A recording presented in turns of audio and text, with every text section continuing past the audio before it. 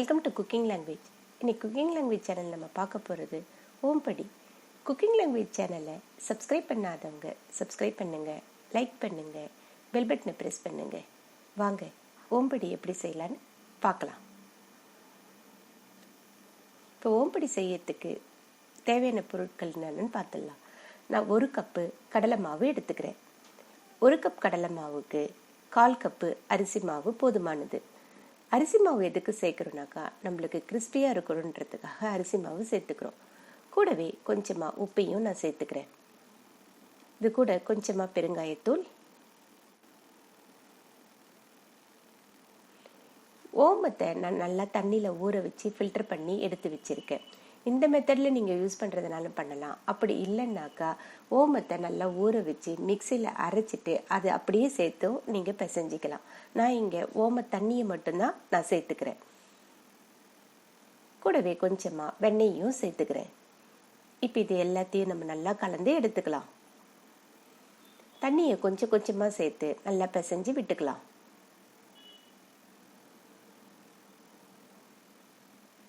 மாவை அழுத்தி பிசைய வேணாம், சாஃப்டாக அப்படியே பிசைஞ்சு எடுத்துக்கலாம். மாவை கெட்டியாக பிசையாமல் கொஞ்சம் தளத்தளன்னு பிசையும் பொழுது நம்மளுக்கு புழியறதுக்கு கொஞ்சம் ஈஸியாக இருக்கும்.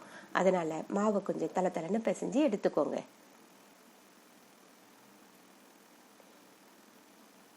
இந்த பதத்தில் பிசைஞ்சு எடுத்துக்கோங்க.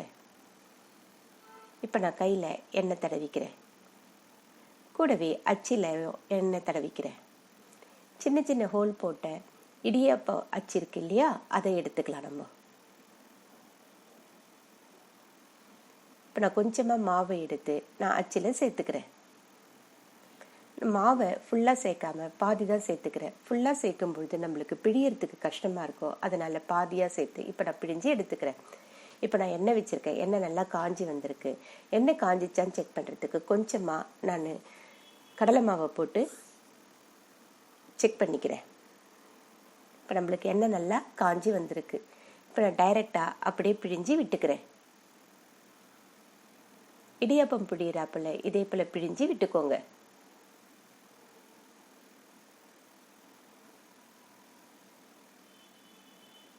இப்போ இதை திருப்பி போட்டுக்கலாம். நம்ம மேலே மேலே புழியிறோன்றதுனால நடுப்புறெல்லாம் வேகாமல் இருக்கும். அதனால் இதே போல் ப்ரெஸ் பண்ணி விடுங்க.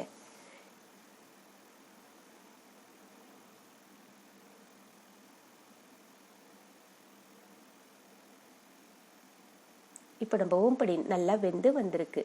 எண்ணெயில் இருந்த சலசலப்பெல்லாம் அடங்கிட்டு நல்லா வெந்து வந்திருக்கு. இந்த ஸ்டேஜில் நம்ம எடுத்துடலாம்.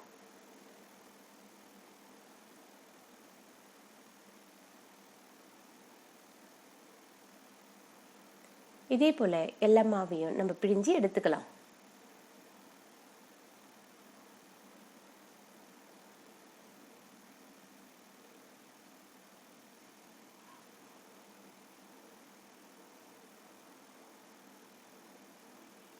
ஒரு பக்கம் வெந்து வந்திருக்கு, இன்னொரு பக்கத்துக்கு திருப்பி போட்டுக்கலாம்.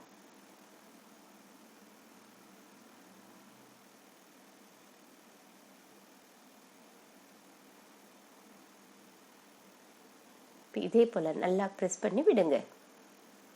அப்போதான் நடுப்புற எல்லாம் வெந்து வரும்.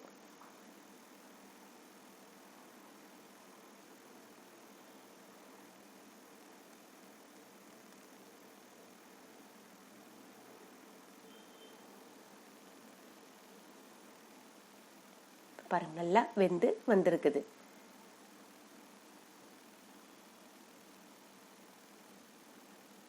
இப்போ நான் மீதம் இருக்கிற மாவையும் நான் பிழிஞ்சு எடுத்துக்கிறேன்.